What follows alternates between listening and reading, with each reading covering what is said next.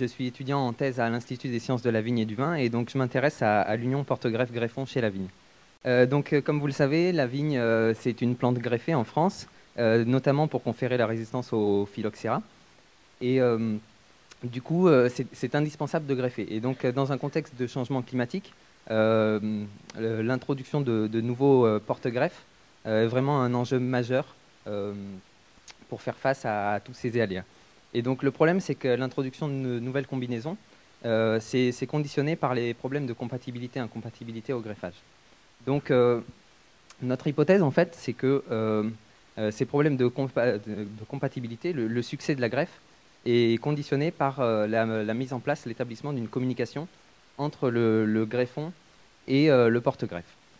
Donc, et notamment par l'établissement de petits canaux cellulaires entre les cellules du greffon et du porte-greffe qu'on appelle les plasmodesmes.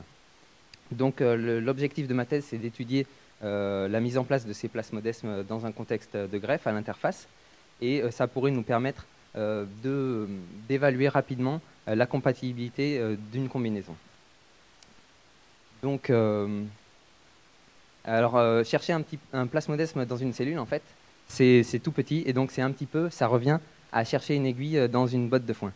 Donc le problème, c'est que une interface de greffe, en fait, ce n'est pas une seule cellule, c'est un amas de cellules, et donc chercher un plasmodesme spécifiquement à l'interface de greffe, ça revient plutôt à chercher une aiguille, non pas dans une botte de foin, mais vraiment dans un hangar bien rempli de foin.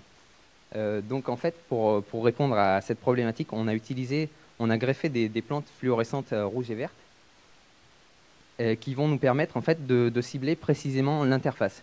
Et donc on va pouvoir se focaliser sur les zones de contact entre ces deux couleurs et y chercher des plasmodesmes. Donc pour observer les plasmodesmes, on est obligé d'utiliser une technique très résolutive qui est la microscopie électronique à transmission. Et hélas, cette technique de microscopie, elle ne permet pas de voir les couleurs. Du coup, ça a été l'objectif, l'enjeu de ma première année de thèse, mettre en place une technique de microscopie corrélative, la CLEM, pour permettre de corréler ces deux microscopies et ainsi pouvoir accéder précisément et pour la première fois à l'interface à l'ultrastructure des plasmodesmes situés à l'interface de greffe. Donc maintenant qu'on sait localiser ces plasmodesmes, en fait, on a pu les observer spécifiquement à l'interface et les visualiser en 3 dimensions. Et donc maintenant, on a vu qu'il y avait différentes populations de plasmodesmes, différentes formes.